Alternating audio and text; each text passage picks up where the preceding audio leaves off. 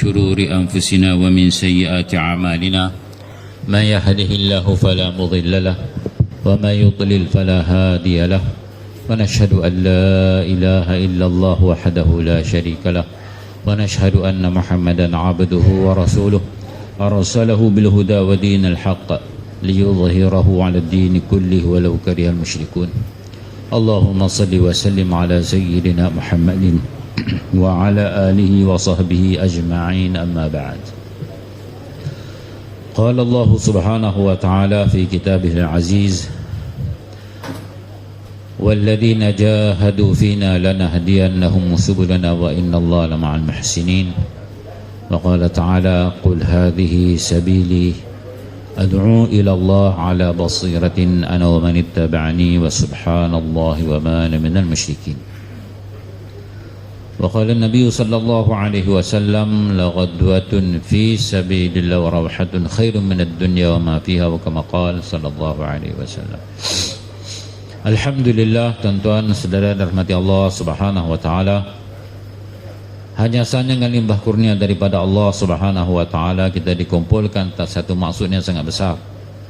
Maksud yang telah diutuskan oleh Allah Subhanahu wa taala 124,000 nabi-nabi dan rasul-rasul, yaitu untuk mengajak manusia kepada Allah Subhanahu wa taala, untuk mengajak manusia kepada iman, untuk mengajak manusia kepada kejayaan dunia dan akhirat. Mengajak manusia untuk mengesakan Allah Subhanahu wa taala yang Maha Agung, supaya setiap manusia dan kita dapat mengenal Allah Subhanahu wa taala yang Maha berkuasa. Tidak ada sesuatu yang berlaku melainkan dengan kehendak daripada Allah Subhanahu wa taala, dengan perintah daripada Allah, dengan iradah kehendak daripada Allah, dengan kudrat Allah Subhanahu wa taala berlaku segala perkara. Tanpa kehendak daripada Allah Subhanahu wa taala, tanpa perintah daripada Allah Subhanahu wa taala, tidak ada apa perkara pun akan berlaku. Sebutir pasir pun tidak akan berganjak daripada tempat dia tanpa perintah daripada Allah. Sehelai daun pun tidak akan bergoyang melainkan dengan perintah daripada Allah. Tidak ada sebutir hujan pun yang akan turun tanpa perintah daripada Allah Subhanahu wa taala.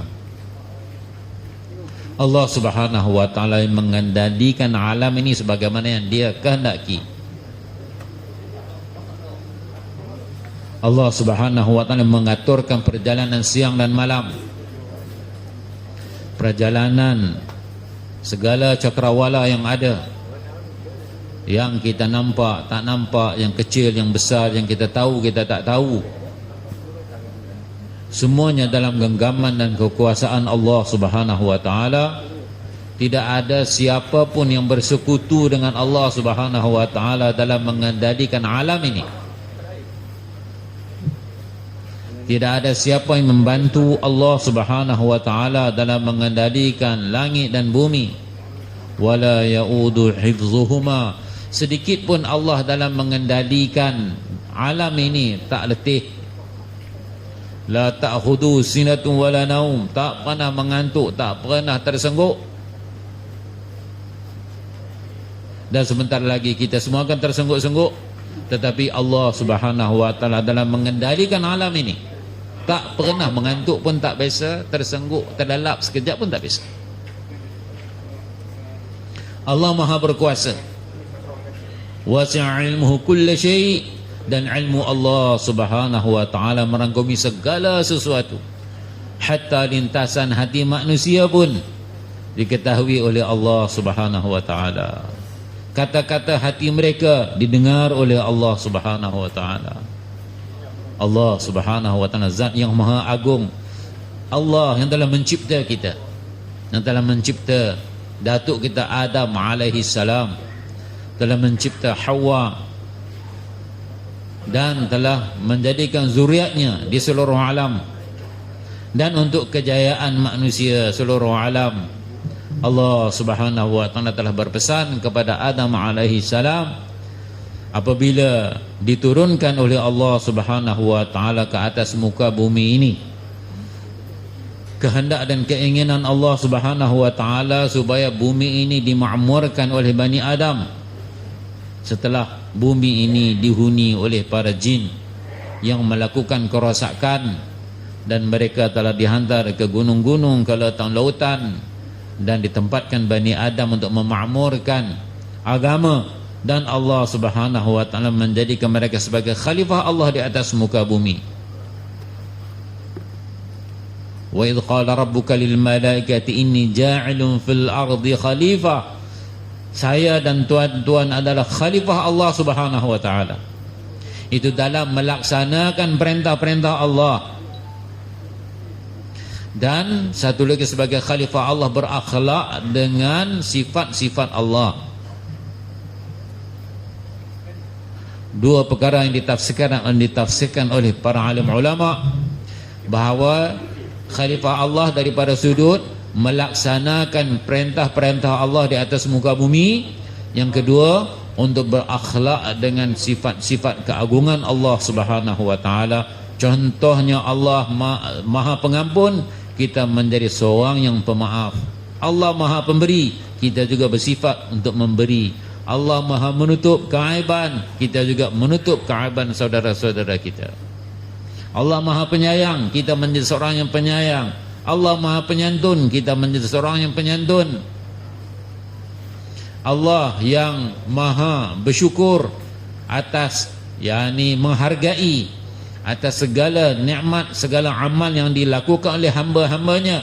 Kita menjadi seorang yang menghargai segala kebaikan saudara-saudara kita.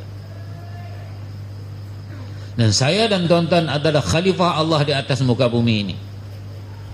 Hari ini tuan-tuan yang mulia, jika seseorang dijadikan, dilantik oleh syekhnya menjadi khalifah, dia merasa satu kemuliaan yang diberikan oleh syekh dia, oleh guru dia.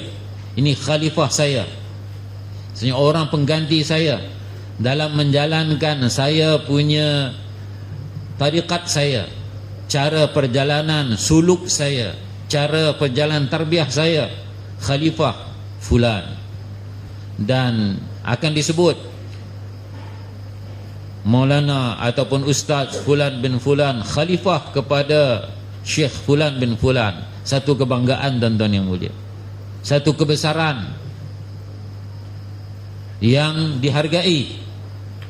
Bayangkan Allah Subhanahu wa taala dengan nas Al-Quran, dengan nas Al-Quran, Allah yang memiliki 7 petala langit, 7 petala bumi, menyatakan dengan terang jelas bahawa Allah berkehendak untuk mencipta khalifahnya dan saya dan tuan-tuan. Tetapi malangnya tuan-tuan yang mulia, menjadi sebagai khalifah Allah tak rasa hebat,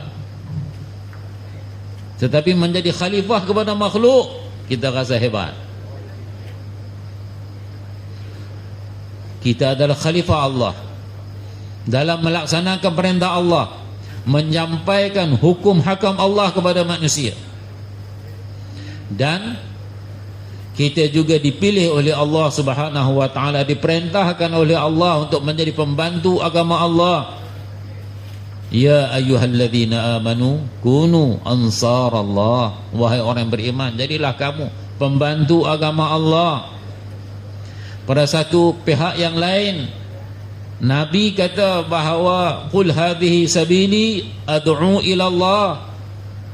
Sampaikanlah, katakanlah, beritahulah wahai Nabi sallallahu alaihi wasallam kepada umat kamu, kepada umat manusia, inilah jalan aku mengajak manusia kepada Allah ala basiratin, dengan penuh keyakinan.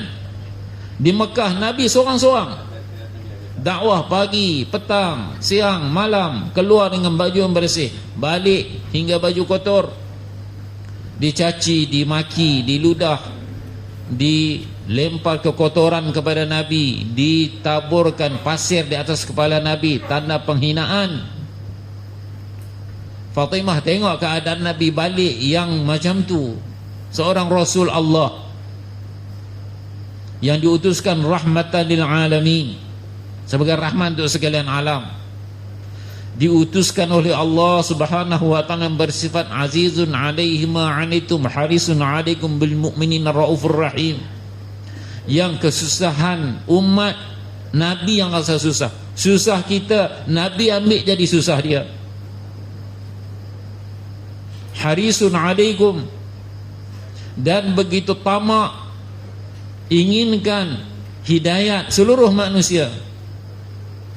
Bil mu'minina raufur rahim, dengan orang-orang mukmin sangat-sangat kasih, sangat-sangat cinta, sangat-sangat sayang. Macam ni punya Rasul, dan umat dia buat macam ni. Tapi Nabi dengan penuh basirah, dengan penuh keyakinan bagi tahu, jangan kamu sedih wahai anak perempuanku, bahawa agama yang dibawa oleh bapa kamu ini akan masuk setiap rumah bi'izzin azizin wa dhalli zalilin, dengan kemuliaan orang yang terimanya dengan baik, Allah beri kemuliaan kepadanya, dan jika tak terima dengan baik, dia akan masuk juga dengan kehinaan orang yang menolaknya. Penuh keyakinan, penuh keyakinan.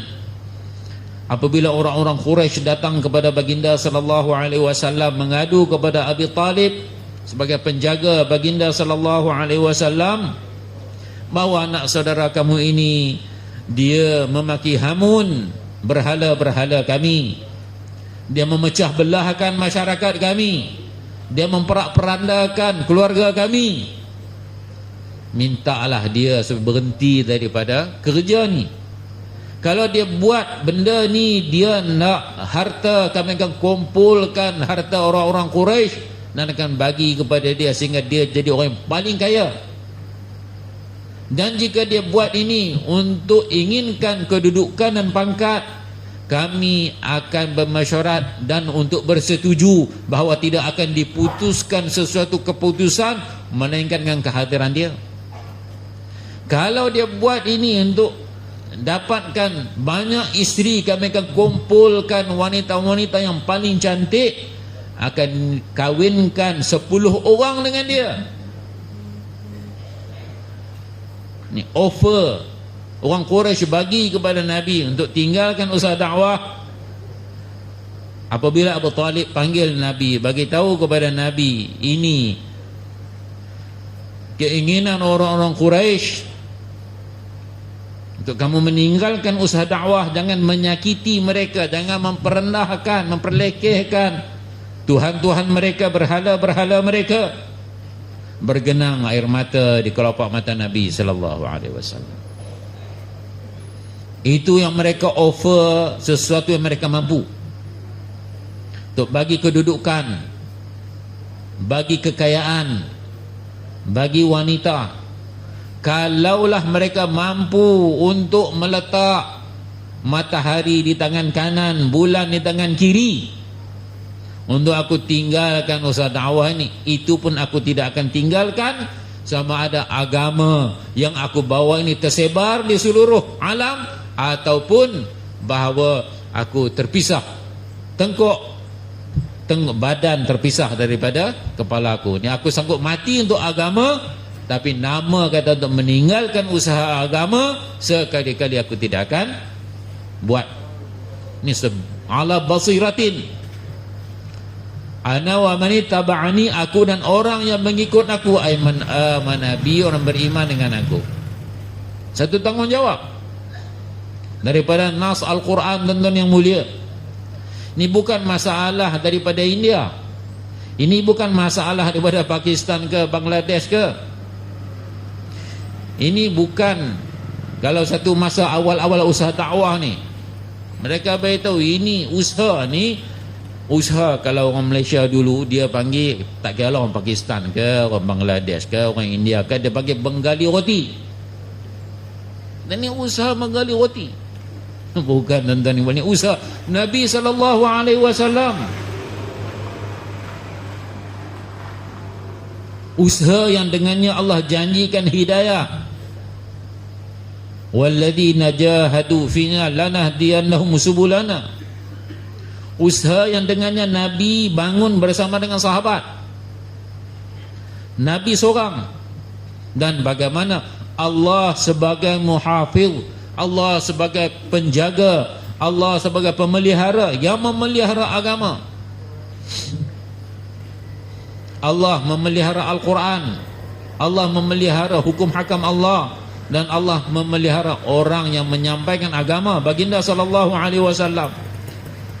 Dalam komplot mereka untuk membinasakan Nabi, untuk membunuh Nabi, mereka telah memanggil daripada setiap kabilah lelaki-lelaki yang kuat, 100 orang keliling rumah Nabi. Dan mereka buat demikian, memada seorang je bunuh. Kalau nak bunuh, tak payah 100 pun. Kalau 100 orang ni nak tetap pun tak ada, ramai sangat. Yang nak bunuh seorang. Tapi mereka buat begitu supaya darah Nabi SAW tersebar di seluruh kabilah, bahawa mereka tidak mampu untuk qisas, untuk bunuh balik. Kalau satu sama satu akan dibunuh balik, bunuh balas. Tapi jika darah itu tersebar ke semua kabilah, ada tangannya dalam membinasakan Nabi SAW, maka mereka hanya boleh menerima diat, bayaran 100 ekor unta sebagai bayaran pembunuhan 1 jiwa. Itu mereka akan tunaikan, tak ada masalah. Tetapi Allah Subhanahu wa taala nak menunjukkan kudrat Allah Subhanahu wa taala dalam memelihara orang yang buat usaha agama. Di celah-celah 100 orang tu Nabi keluar tanpa dilihat oleh mereka, seolah-olah mereka dalam keadaan lali dan seolah-olah mamai, baru terbangun daripada tidur, sedar tak sedar Nabi telah keluar dan berhijrah. Tuan-tuan yang mulia, Allah Maha Kuasa, Allah yang memelihara. Mereka mencari Nabi dekat segenap pelosok tempat. Dan orang Arab ni mereka sangat-sangat mahir dalam ilmu menyusur orang-orang ni. Sangat mahir. Tengok perjalanan dia, tengok bekas tapak kaki dan sebagainya, sangat-sangat mahir. Mereka hidup di padang pasir. Itu satu ilmu yang mereka ada. Mereka mampu untuk menjejaki orang. Sangat mahir. Tapi itu pun tuan-tuan yang mulia, apabila mereka sampai depan Gua Thur pun masih lagi Allah Subhanahu wa taala memelihara Nabi sallallahu alaihi wasallam. Sehingga Abu Bakar rasa risau. Kalau mereka tunduk jenguk di bawah kaki, yang ni tunduk tengok daripada bawah, nampak kita. Abang Nabi SAW beritahu, Allah nukilkan bahawa kamu bukan, kita bukan dua, Allah yang ketiga. Allah yang ketiga. Allah yang memelihara. Usaha agama, usaha Allah Subhanahu wa taala. Agama pun Allah punya. Allah yang pelihara. Tidak ada siapa yang mampu untuk merosakkan agama atau merosakkan usaha agama. Allah yang memelihara, Allah yang menjaga. Cuma siapa yang ambil agama, Allah akan beri kejayaan. Yang tinggalkan agama, dia akan gagal. Walaupun dia mempunyai kuasa sebagaimana Fir'aun dan Namrud, pun Allah binasakan mereka. Dan untuk membinasakan mereka, Allah tak perlu ambil kerajaan mereka. Allah tak perlu miskinkan mereka. Dalam apa kedudukan yang mereka ada, Allah binasakan mereka, Allah gagalkan mereka.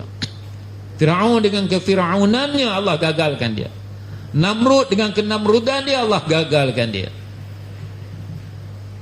Qarun dengan kekarunan dia, Allah gagalkan dia. Kaum 'Ad dengan kekuatan tubuh badan dia, Allah gagalkan mereka. Kaum Thamud dengan kehebatan seni binanya, Allah gagalkan mereka. Kaum Syu'aib dengan kehebatan perniagaannya, Allah gagalkan mereka. Untuk gagalkan satu-satu kaum, Allah tak perlu ubah pun keadaan mereka. Dalam apa yang mereka ada, Allah gagalkan mereka dalam kehebatan mereka. Kerana yang Maha Kuasa ialah Allah Subhanahu wa taala. Kita adalah makhluk. Perbuatan kita makhluk. Asbab yang ada dengan kita makhluk. Makhluk tidak memberi kesan. Makhluk tidak boleh buat apa-apa. Innama amruhu idza arada syai'an an yaqula lahu kun fayakun. Masya Allahu kana. Apa yang Allah kehendak itu akan jadi. Wa ma lam yasha lam yakun. Apa yang Allah tak berkehendak tak akan jadi. Apa yang kita berusaha bersama asbab, yang jadi itu bukan sebab asbab, sebab Allah berkehendak. Jika kerana asbab, tuan-tuan yang mulia, semua jadi, siapa yang pilih asbab mesti jadi, tapi tak jadi. Berapa banyak kita ikhtiar atas asbab, tak jadi. Mengapa tak jadi? Bukan sebab si fulan, bukan sebab si fulan, Allah tak berkehendak untuk jadi. Dan tanpa asbab pun kadang benda jadi, tuan-tuan yang mulia. Siapa berkehendak untuk jadi? Allah berkehendak untuk jadi. Jadi asbab asya' ni dia la tadurru wa la tanfa'. Asbab dia tak boleh bagi mudarat, tak boleh bagi manfaat. An-nafi' huwa Allah. Yang bagi manfaat Allah Subhanahu wa taala. Ad-dar huwa Allah Subhanahu wa taala. Tuan-tuan dan mati Allah Subhanahu wa taala, betapa untungnya Allah pilih kita untuk buat usaha agama, usaha nabi-nabi dan rasul-rasul. Kalau Musa alaihi salam untuk minta Harun alaihi salam sama-sama buat usaha dakwah, kena buat permohonan khusus kepada Allah, minta daripada Allah, bagi tahu. Sebab apa? Sebab aku ni tak berapa petah bercakap. Lidah masa kecil dia dah kena bara api. Dia minta Harun ni untuk bantu aku. Itu pun minta daripada Allah untuk sama-sama buat usaha dakwah. Dan betapa untungnya kita umat Nabi SAW beranak-beranak dah jadi da'i. Tetapi kita tak kenal diri kita da'i, kita memperkenalkan diri kita dengan benda-benda dunia, tuan-tuan yang mulia. Kalau bagi tahu seseorang, kamu buat kerja apa? Kerja dakwah? Bukan kerja dakwah lah. Tak, kerja lah. Maksudnya kerja yang kamu dapat gaji, dapat imbuhan, dapat untuk hidup kamu. Bagi tahu, saya tak ada sapu sampah di dekat tu je. Oh ya, baru faham. Selagi kita tak perkenalkan diri kita dengan satu kerja dunia yang biasa ni, tuan-tuan yang mulia, kita tak akan faham. Sedangkan Allah sejak lahir lagi Allah dah lantik kita menjadi penyambung kerja Nabi, menjadi da'i ila Allah. Wa man ahsanu qawlan mimman da'a ila Allah. Perkataan siapakah, amalan apakah yang lebih baik daripada mengajak manusia kepada Allah?